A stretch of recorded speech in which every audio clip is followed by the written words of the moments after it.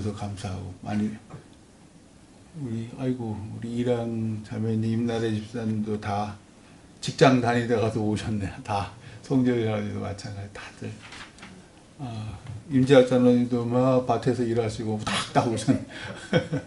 까매지셨어요. 이철이 되면 까매지셔요. 감사해요. 누차 말씀드리지만 수예배는 우리가 지키는 거예요. 우리가 안 지키면 문 닫는 거예요. 늘 힘들고 어려우시더라도 오셔서 하나님 같이 말씀 나누시고 예배하시기를 바라요. 오늘 말씀은 우리가 지난주까지죠. 베드로 전서를 쭉 읽었어요. 그리고 이제 베드로 후서가 시작이 되는데 오늘 그 1장 12절부터니까 사실은 이제 정작 중요한 것은 1장 1절에서 11절까지가 쫙 중요해요. 왜냐하면 베드로 후서를 쓰는 목적이 거기에 있어요. 거기에 있어가지고 제가 지금 말씀드리는 건데, 전서와 후서는 똑같이 소아시아, 오늘날 터키 북쪽에 있는 흩어진 그리스도인들에게, 지금 엄청 네로 황제가 왜 그 로마의 그 큰 대화재를 질러놓고서 다 그리스도인들 때문이다, 그리스도인들 깼다라고 했다 그랬잖아요. 그래가지고 그리스도인들 보면은 다 잡아가지고 채찍질하고 심지어 짐승의 먹이로도 주고 막 그런 엄청난 박해가 임했을 때고, 오늘 말씀에도 나오지만 베드로랑 바울이 죽어요. 기독교를 이끄는 인도 수계, 오늘 지금 수계, 반란의 수계. 그래가지고 둘이 죽기 전에, 그러니까 이 베드로가 죽기 전에 이 흩어진 그리스도인들에게 특별히 이 당시에 이단과, 왜냐하면은 뭐든지 이렇게 탄압하고 박해가 심할 때에 이단들도 막 준동해요. 이단들도 준동하고 거짓 선지자들이 가장 크게 뭐라고 지금 그리스도인들을 흔들게 해놨냐면, 주님은 재림하지 않는다. 주님은 그냥 십자가에서 죽었다. 라고 얘기를 해요. 그러니까 예수 그리스도는 더 이상 그리스도도 아니고 하나님의 아들도 아니다. 라는 얘기를 그러니까 너희들이 이렇게 핍박받는 거야. 너희가 무슨 천국을 가. 그런 식으로 계속 허탄한 이야기들을 지금 쫙 가뜩이나 지금 박해 때문에 힘들어하는 이 그리스도인들에게 그런 거짓 선지자들과 이단의 얘기가 더욱더 그럼 내가 더 이상 예수님을 믿을 필요가 없을까? 이런 생각이 있잖아요. 그래서 이제 베드로가 그 사람들에게 막 지금 그럼에도 불구하고 막 믿음을 붙잡고 있는, 그래서 보시면 1장 1절, 오늘 읽은 거 아니에요. 1장 1절에 보시면요, 중간에 이렇게 되어 있어요. 예수 그리스도의 의를 힘입어 동일하게 보배로운 믿음을 우리와 함께 받은 자들에게 편지하노니. 그러니까 참 저도 지금도 그렇게 생각해요. 참 보배로운 믿음이다. 수많은 사람들이 하나님 안 믿잖아요. 예수님 안 믿잖아요. 근데도 우리는 믿어요. 믿을 뿐입니까? 가장 다른 사람들은 들로 산으로 뭐 편히 쉬는 그 아까운 휴일에 우리 예배하러 오잖아요. 그것도 최대한 예쁜 옷을 입고, 뿐만 아니라 어디 예배만 합니까? 헌금, 손에 지갑에 헌금을 들고서는 예수님 감사. 이게 보배로운 믿음이에요. 이 당시에는 더 심한 거죠. 네로 왕제의 핍박이 그렇게 심한데 숨어서 예수 그리스도를 섬기고 있는 거예요. 그래서 보배로운 믿음을 우리가 누구의 사도들, 베드로를 포함한 사도와 함께 받은 자들에게 편지를 지금 베드로가 쓰는 거예요. 그러니까 보배로운 믿음이라. 그리고 4절에 보시면, 이로써 그 보배롭고 지극히 큰 약속을 우리에게 주사. 왜 초대 기독교 교인들, 또 우리도 왜 우리가 이 보배로운 믿음을 계속 굳건히 붙잡고 있느냐? 우리에게는 약속을 주셨기 때문에. 예수 그리스도께 약속을 주셔서, 그 약속이 뭐냐면 11절에 나와요. 1장 11절 보시면, 이같이 하면 우리 주 곧 구주 예수 그리스도의 영원한 나라에 들어감을 넉넉히 너희에게 주시리라. 그러니까 우리가 그리스도의 영원한 나라에 들어가기 때문에, 우리가 그 핍박이 심하고 지금 수많은 사람이 예수가 없어, 예수가 뭐 재림하게 뭐 재림을 해 라고 하는데도 불구하고 우리가 그 믿음을 붙잡는 거예요. 왜? 믿는 자에게 주신 큰 약속이 있기 때문에. 왜? 주의 영원한 나라에 들어간다라는 그 약속 때문에 우리가 믿음을 붙잡고 있는 거예요. 자, 오늘 말씀 그러면서 이제 12절에 들어가요.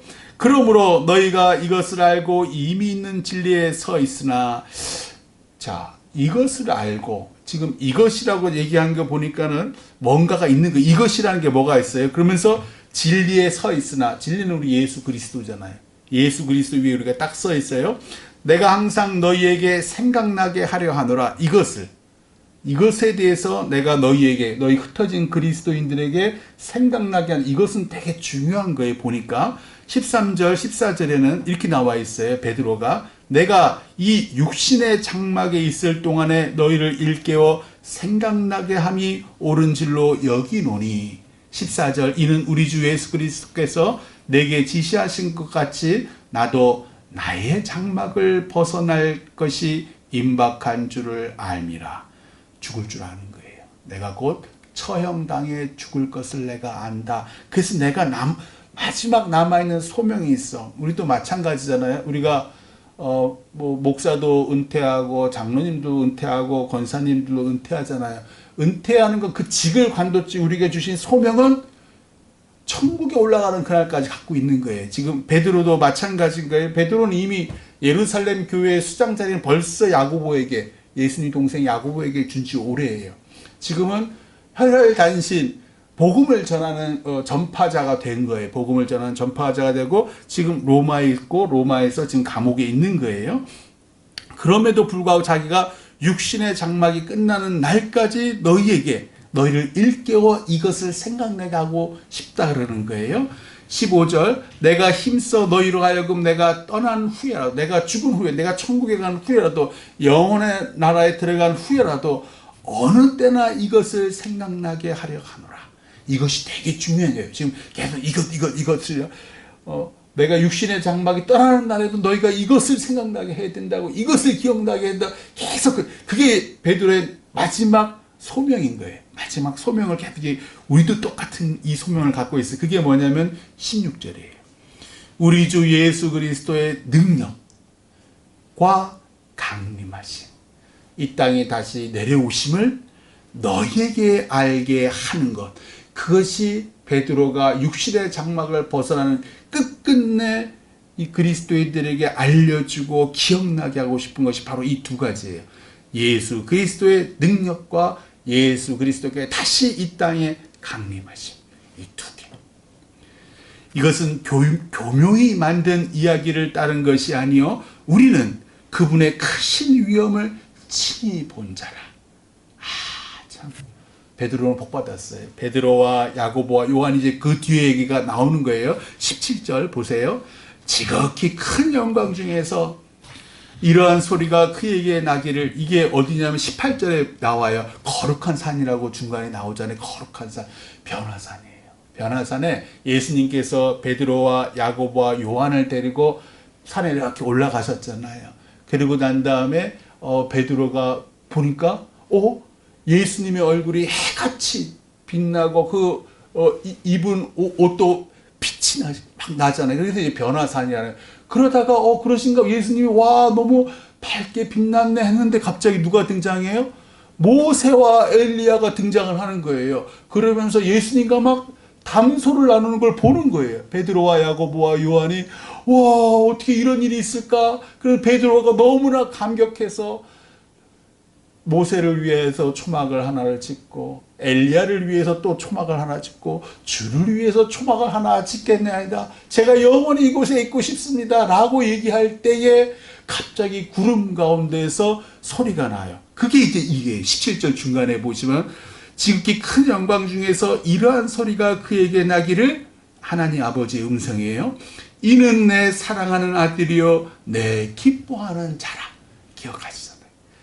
구름 가운데에 하나님 아버지의 음성이 들리면서 증거하는 거예요.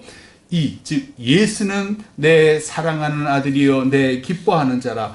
원래 그 마태복음 17장 5절에 하나 더 있어요.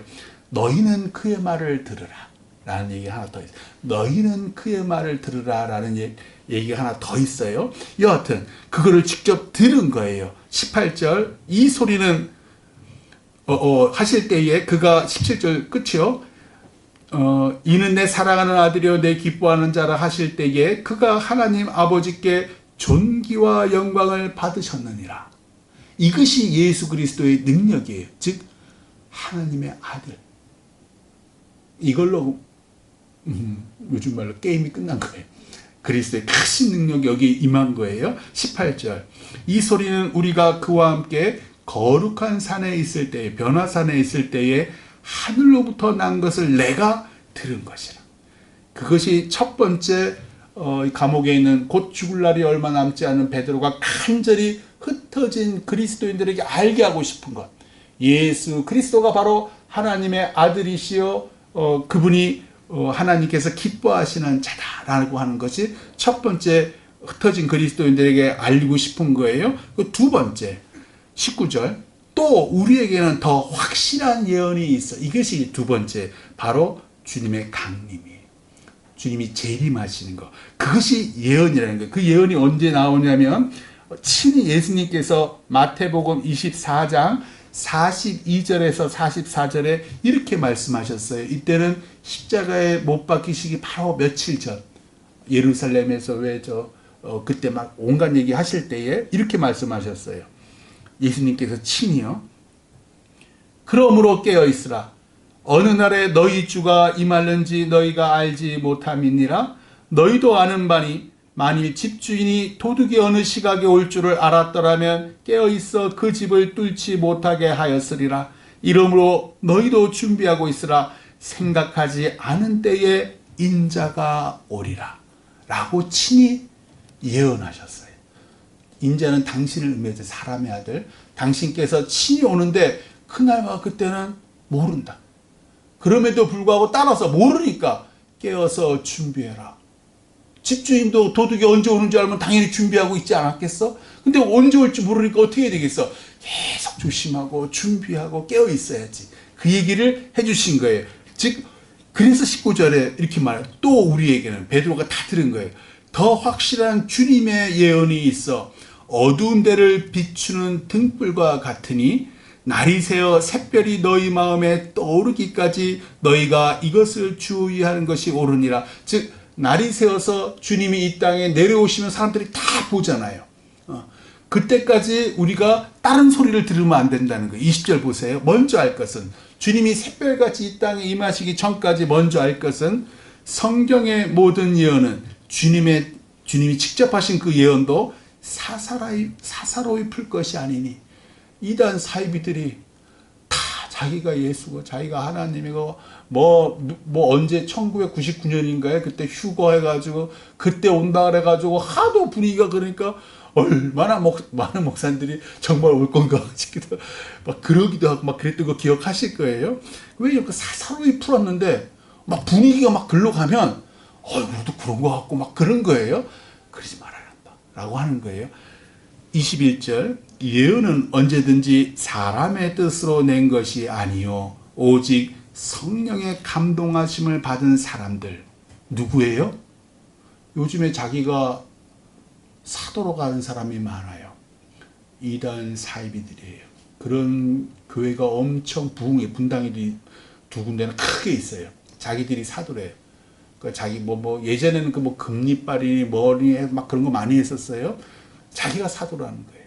그런데 그 사람들 말에 혹 가요. 우리가 지금 말하는 제임의 정명석이를 비롯해서 신천지 이만희도 그렇고 저 하나님의 교회 그 장길자도 그렇고 다 지가 다 얘기하잖아요. 지가 뭐라 그래요? 하나님이라 그러고 하나님의 어머니라 그러고 자기가 사도라고 얘기해요. 자, 말씀을 분명하게 드릴게요. 21절에서 오직 성령의 감동하심을 받은 사람들이라고 하면 12사도예요. 예수님의 12사도예요. 다른 사람은 아니에요. 그 누구도 사도가 아니에요. 딱 12사도만 사도예요.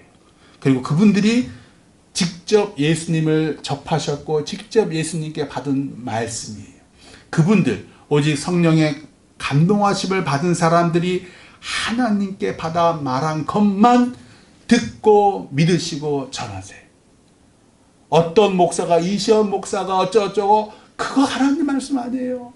그냥 그래요. 이시연 목사가 어쩌고저쩌고 해가지고 그걸 풀어서 하나님의 말씀을 이렇게 얘기했지만 감히 주님의 재림과 주님의 강림을 어쩌고저쩌고 사사로이 말한 거예요. 사사로.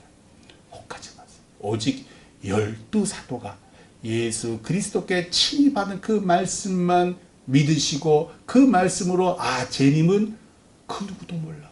예수님도 말씀하지 않으셨어. 모르신다 그랬어. 오직 아버지만 아신다 그랬어. 그 누구도 풀어 쓰는 거 그건 다 사사로운 말이라고 취급하세요. 오직 예수님과 12사도가 한 말, 그분들이 직접 하신 재림의 말, 강림의 말만 하나님께서 주신 말씀이라고 믿으셔요. 그럴 때 흔들리지 않습니다. 오늘 베드로 후서 1장을 통해서 베드로가 로마의 감옥에 갇힌 베드로가 곧 참수당할 위기에 있는, 십자가에 거꾸로 해서 참수당했거든요. 그 베드로가 흩어진 그리스도인들, 박해받는 그리스도인들, 그 그리스도인들에게 뭐라 그러냐면 보배로운 믿음을 가지고 있다. 우리에게도 마찬가지예요. 그 보배로운 믿음을 가진 자들에게는 주님께서 큰 약속을 주셨어. 그 약속은 무엇이냐면 주님의 영원한 나라에 들어갈 수 있다는 그 약속. 그 보배로운 믿음을 가진 사람들만 영원한 나라에 들어갈 수 있어. 그 영원한 나라에 들어갈 수 있는 보배로운 믿음에는 큰 두 기둥이 있어. 하나는 주 예수 그리스도의 능력, 하나님의 아들이라는 그 능력을 굳건히 믿고, 또 하나 주님이 강림하실 거야. 주님이 이 땅에 재림할 언젠지는 몰라. 언제를 얘기하는 사람 분명히 그건 사사로이 하는 사람이야. 성경에 분명히 있잖아. 예수님이 하신 말씀과 12사도들이 하신 말씀이 있잖아. 그 두 개를 믿어. 그 두 개를 보배롭게 믿는 자만이 영원한 주님의 나라에 들어간다 라고 베드로가 말하고 있습니다. 아무쪼록 우리도 더욱 예수님 보혈 붙잡고 보배로운 믿음에 감사하시기를 주님의 이름으로 축원합니다. 기도하겠습니다.